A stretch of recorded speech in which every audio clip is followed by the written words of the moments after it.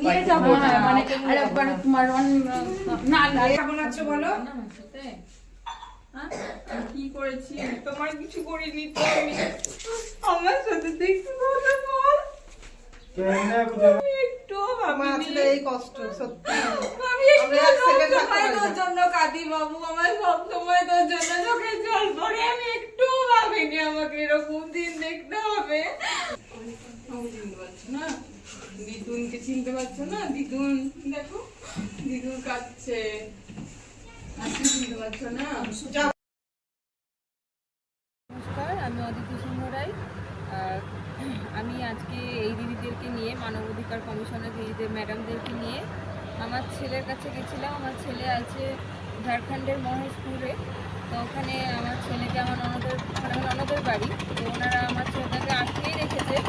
তো আমি আমি গিয়ে সেখানে পাত্তা পাইনি। তো তারপর আমি এই দিদিদেরকে নিয়ে গেছি।